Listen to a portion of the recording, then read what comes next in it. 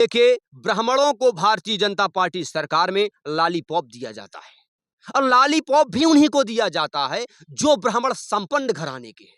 जो गरीब तबके का ब्राह्मण है वो आज भी भारतीय जनता पार्टी की सरकार में आकर के रो रहा है।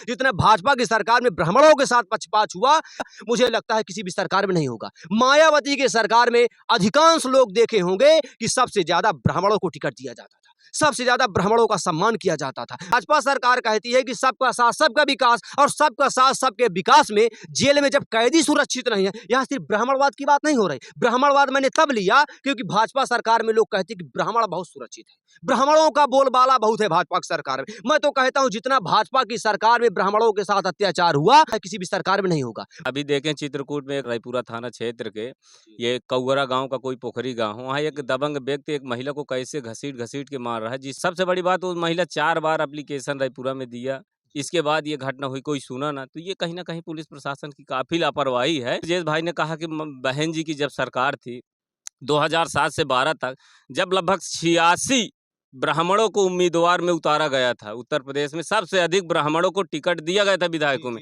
जिसमें 40 से 45 विधायक बने थे और 7 मंत्री थे। मैं हूं जनपद चित्रकूट से धर्मेंद्र यादव और आप देख रहे हैं हिंद न्यूज़ लाइव। देखिए, आज हम कुछ वायरल चीज़ जो सोशल मीडिया में काफ़ी वायरल हैं और ऐसी खबरें हैं जो लोग देखने को बेचैन है कि इसमें हकीकत अभी हो क्या रहा है, उसके विषय में हम लोग बात करेंगे। सबसे पहले हमारा सवाल ये रहेगा अनिल तिवारी जो हमीरपुर के रहने वाले थे, जो इनको SC/ST एक्ट के तहत इनको जेल भेजा गया था।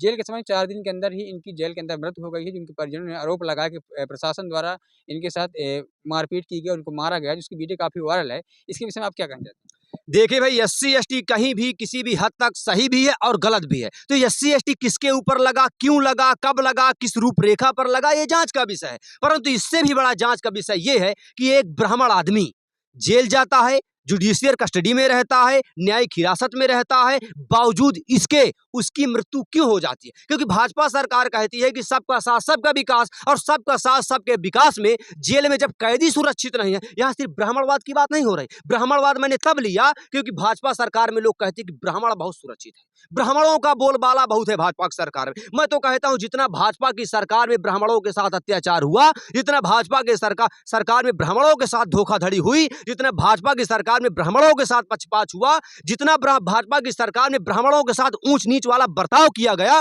मुझे लगता है किसी भी सरकार में नहीं होगा। मायावती के सरकार में अधिकांश लोग देखे होंगे कि सबसे ज्यादा ब्राह्मणों को टिकट दिया जाता था, सबसे ज्यादा ब्राह्मणों का सम्मान किया जाता था। मायावती के सरकार में बहुत से ऐसे लोग मारे गए जो अप्राकृतिक कृत्य कर रहे थे, अप्राकृतिक ढंग से भ्रष्टाचार में लिप्त थे, और कहते हैं भाजपा की सरकार ब्राह्मणों की सरकार है। मैं कहता हूं भाजपा की सरकार में किसी भी प्रकार का वर्ग का, समुदाय का, जात का विशेष, किसी भी जात विशेष का आदमी सुरक्षित है ही नहीं।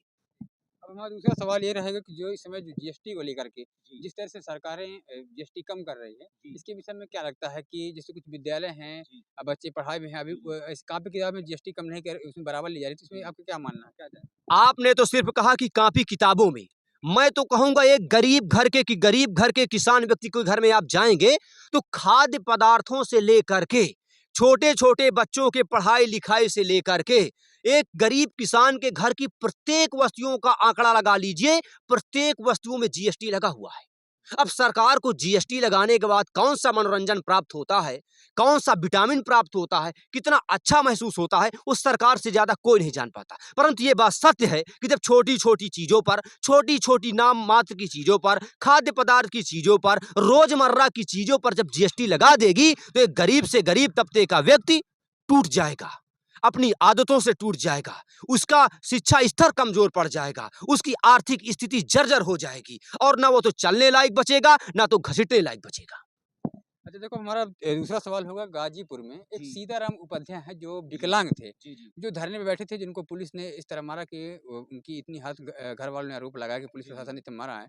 जिस तरह से ब्राह्मणों के ऊपर ये इतना अत्याचार हो रहा है, फिर भी कह रहे हैं BJP सरकार ब्राह्मणों को बहुत मानती है, इसके विषय में क्या मानना है आपका? देखिए, ब्राह्मणों को भारतीय जनता पार्टी सरकार में लॉलीपॉप दिया जाता है और लॉलीपॉप भी उन्हीं को दिया जाता है जो ब्राह्मण संपन्न घराने के हैं। जो गरीब तबके का ब्राह्मण है वो आज भी भारतीय जनता पार्टी की सरकार में आकर के रो रहा है।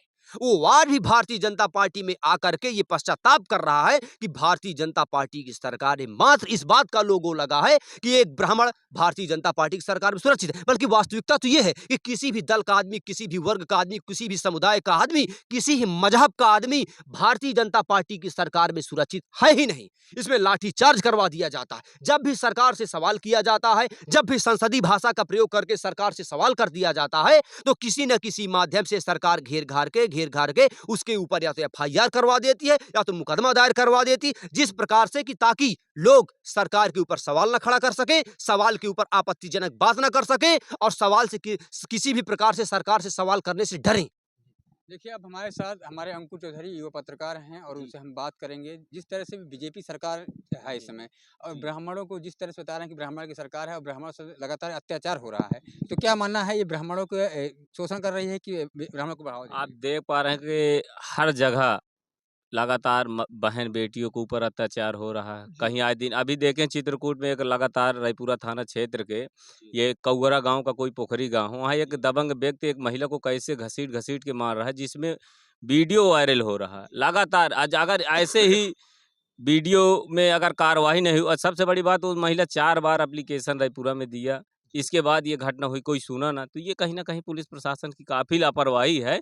और सबसे बड़ी बात ब्रजेश भाई ने कहा कि बहन जी की जब सरकार थी 2007 से 12 तक, जब लगभग 86 ब्राह्मणों को उम्मीदवार में उतारा गया था। उत्तर प्रदेश में सबसे अधिक ब्राह्मणों को टिकट दिया गया था विधायकों में, जिसमें 40 से 45 विधायक बने थे और 7 मंत्री थे। ऐसे कोई पार्टी नहीं थी जो बहन जी ने ब्राह्मणों को सम्मान किया है। कहीं न कहीं जो बीएसपी की सरकार थी, कड़ा शासन भी था, सुरक्षा व्यवस्था थी। और ब्राह्मणों की बात की जाए तो ब्राह्मणों को लगातार सम्मान किया गया था, जिसमें लगभग 86 टिकट दिए गए थे उत्तर प्रदेश में और 40 से 45 विधायक बने थे और 7 मंत्री बने थे उत्तर प्रदेश से। ये ब्राह्मणों का एक तालमेल था बहन जी का काफ़ी, लेकिन आज के डेट में आप देख ही पा रहे हैं टिकट पे लड़ाई। तो इसमें बीजेपी क्या करनी है? जो ब्राह्मण है उनको बीजेपी का छुटकारा लेना चाहिए, तो अन्य पार्टी का सहयोग है जिस तरह से मतलब उनके साथ शोषण हो रहा है, इसके विषय में क्या कहेंगे? नहीं, सबसे बड़ी बात का है ब्राह्मण बहन जी से दूरी बनाने का सबसे बड़ा कारण एसटी एससी, सबसे बड़ा कारण। भाई छोटी-छोटी बातों में लेकर कुछ इसका दुरुपयोग लोग कर रहे हैं। भाई हम भी एससी हैं, हम कभी ऐसा दुरुपयोग नहीं कर ओरिजिनल अगर हमें कोई सताएगा, मारेगा तो अपने आप वो लगता है, कोई लगाने की ज़रूरत नहीं। अगर हमें कोई मार दे तो एप्लीकेशन देंगे कि हमें ऐसा बोला गया है तो हाँ लग जाएगा, ओरिजिनल घटना। अगर ये चीज़ गलत उसका उपयोग हो रहा है तो कहीं न कहीं बहन जी से दूरी बनाने का कारण मुझे यही दिख रहा है कि एसटी एससी का जो हमारा समाज काफ़ी दुरुपयोग किया है ब्राह्मण समाज के ऊपर, या छोटी ओरिजिनल जहाँ होता है वहाँ कुछ नहीं होता है। तो मैं अपने समाज से जो भी हो, मतलब जो एससी समाज है, कहीं न कहीं ऐसे समीकरण बना के चले कि जो 2007 में बहन जी और 12 तक का शासन था ब्राह्मणों के साथ मिलकर, कहीं न कहीं वो संकल्प दोहराना चाहिए, तभी आगे ये कड़ा शासन हो पाएगा। अच्छा, आप इस विषय में क्या कहना चाहते हैं? जैसे एससी एसटी एक्ट जो बनाया गया है, वो जो पिछड़े वर्ग के लोग हैं, बहुजन समाज के लोग हैं, उनकी सुरक्षा के लिए बनाया गया है ताकि कोई उनको जाति सूचक शब्द लेकर के गाली गलौज न करे। लेकिन यदि यही एससी एसटी का लोग दुरुपयोग करेंगे और अन्यायपूर्ण ढंग से किसी गरीब ब्राह्मण को फंसाएंगे, किसी गरीब ब्राह्मण को फंसा करके उसको एससी एसटी एक्ट के तहत चंद स्वार्थ के लिए, चंद पैसों की लालच के लिए, चंद मुआवजे के लिए उसको रगौली भेज देंगे, किसी सेंट्रल जेल पर भेज देंगे, तो सरासर ये एससी एसटी एक्ट का दुरुपयोग हो रहा है। क्योंकि एससी एसटी एक्ट जो है वो लोगों की सुरक्षा के लिए बनाया गया था, इसका दुरुपयोग करने के लिए नहीं बनाया गया। तो जैसे भैया ने कहा कि जो मायावती जी से, बहन मायावती जी से जो दूरियां बनी, उसका सीधा सीधा ये कारण है कि कुछ लोगों ने एससी एसटी का सीधा दुरुपयोग किया, जबकि एससी एसटी एक्ट एक प्रकार से उनके लिए सुरक्षा बनता है। सुरक्षा की दृष्टि से एससी एसटी एक्ट बनाया गया, लेकिन उसी सुरक्षा को लोग ब्रह्म कवच बना करके दूसरे के ऊपर दुरुपयोग कर रहे हैं। अब मेरा एक लास्ट सवाल रहेगा आपसे, ये मैं जिस तरह से भारत और पाकिस्तान के बीच जिस तनी तनाव चल रहा है, आए दिन आप देखते हैं घटनाएं हो रही हैं। हाँ, अभी देखो कई ऐसी घटनाएं हुई हैं, फिर भी यहाँ जो क्रिकेट मैच कराया गया है, क्या इसमें क्या मानना है? क्या सरकार को कराना चाहिए जी? अभी मैं एक पत्रकार साथी के माध्यम से बोला था कि देखिए, जो अमित शाह का बेटा जय शाह है, उनसे देश की किसी भी प्रकार की समृद्धि से कोई लेना देना नहीं है। उनको तो भारत पाकिस्तान का मैच करा करके इंटरेस्टेड बना करके पैसा कमाना है। और जिस व्यक्ति के दिमाग में बिजनेस गूंज जाए, अधिकांश लोग वो भारत और पाकिस्तान के मतभेद को समझ ही नहीं पाएंगे। उनको सिर्फ और सिर्फ पैसे से मतलब है। मैं पुराना एक पंक्ति फिर दोहराना चाहूंगा कि एक चुटकी सिंदूर की कीमत तुम क्या जानो जय बाबू, कि एक चुटकी सिंदूर की कीमत क्या होती है। एक चुटकी सिंदूर की कीमत उनसे पूछो जिनके घर के छोटे छोटे बाल बच्चों के ऊपर से पिता का साया छूट गया। एक चुटकी सिंदूर की कीमत उनसे पूछो जिनके पति का साया उनके सर से छूट गया। एक चुटकी सिंदूर की कीमत उनसे पूछो जिसके मां के ऊपर से बेटे का साया छूट गया।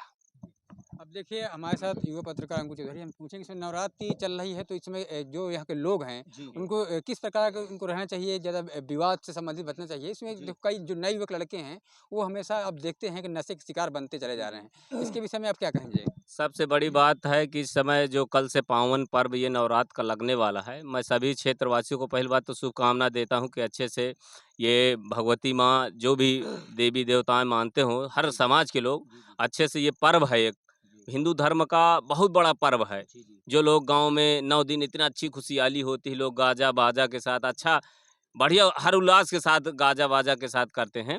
इसमें बहुत आज के दिन में नई पीढ़ी हमारी जो नशा की ओर चल रही है, इसमें लोगों को ध्यान देना चाहिए कि अगर माता जी को आज लेने गए होंगे, बहुत लोग जाते हैं जहाँ केंद्र रहता है, बहुत लोग नशे में लेने गए होंगे, बिना नशा में विसर्जन करेंगे तो नशे में करेंगे। कहीं ना कहीं ये एक बहुत बड़ा सवाल है, समाज से कह रहा हूँ कि इसको अगर हिंदू धर्म में अगर आप देवी देवताओं का अपमान कर रहे हैं तो ये बहुत बड़ा अपराध है।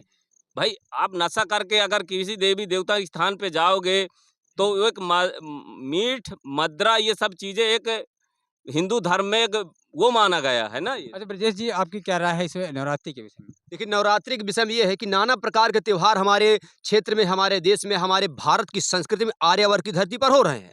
लेकिन कहते हैं सैया करे बदमाशी की हाय दैया तीजा उपासी। ये लोकाचार में पंक्ति प्रस्तुत है। तो मैं ये कहूँगा कि एक व्यक्ति जो धर्मांतरण करके या किसी न किसी माध्यम से किसी न किसी प्रकार से त्योहार मना रहा है, यानी कि उसके घर की महिलाएं त्योहार मना रही हैं, नव दुर्गा की पूजा कर रहे हैं, और उसका पुरुष दारू पी करके, शराब पी करके, बियर पी करके ठेका में पड़ा है। फिर वही बात दोहराऊंगा, सैया करे बदमाशी की हाय दैया तीजा उपासी। तो उन महिलाओं के तीजा व्रत करने से, नवरात्रि व्रत करने से, हरछठ व्रत करने से, करवा चौथ व्रत करने से, नाना प्रकार के भारत भूमि पर स्थित त्योहारों का व्रत करने से क्या फायदा, जब उनके घर के पुरुष ठेका पर जा करके उसी त्योहार के टाइम में, वो चाहे शिवरात्रि हो, चाहे नवरात्रि हो, चाहे किसी भी प्रकार का दशहरा तो चलिए हटाइए, किसी भी प्रकार का होली जैसा पावन पर्व हो, दारू के आड़ में त्योहार मनाती है। तो ऐसे त्योहार से क्या मतलब जहां पर महिलाएं त्योहार मना रही हों और उसके घर के पुरुष नाना प्रकार के भ्रष्टाचार पर, नशे पर लिप्त हों।